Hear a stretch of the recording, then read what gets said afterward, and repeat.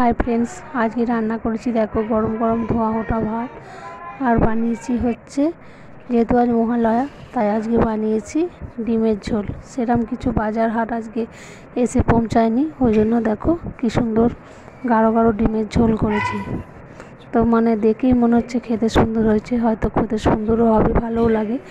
কি বলো তো, ডিমের ঝোল মানে ছোটোবেলাকার পিকনিকের কথা মনে পড়ে যায়। ছোটোবেলায় ফিস্ট হলে ডিমের ঝোল হতো। তো বন্ধুরা, পুরো ভিডিওটা দেখার জন্য তোমাদের কাছে অনুরোধ রইল, তোমরা স্কিপ না করে পুরো ভিডিওটা দেখো। তো আজকে বানিয়েছি দেখো গরম গরম ডিম আলু আর মুসুরির ডাল দিয়ে ঝোল। কার কার এরকম ডিম আলু মুসুরির ডাল দিয়ে ঝোল খেতে ভালো লাগে অবশ্যই কমেন্টে জানিও। আমার তো খেতে খুবই ভালো লাগে। আর বানিয়েছি দেখো নিরামিষ পেঁপে আলুর তরকারি। আমার তো প্রচুর খেতে ভালো লাগে, আমাদের বাড়ির সবাই খায়ও খুব ভালো। তো যদি ভিডিওটা ভালো লেগে থাকে বন্ধুরা, অবশ্যই লাইক কমেন্ট শেয়ার করে দিও, পাশে থেকো। তোমরা পাশে থাকলে আমি এগিয়ে যাওয়ার আনন্দ পাই। টাটা বন্ধুরা, আবার দেখা হবে পরের কোনো ভিডিওতে।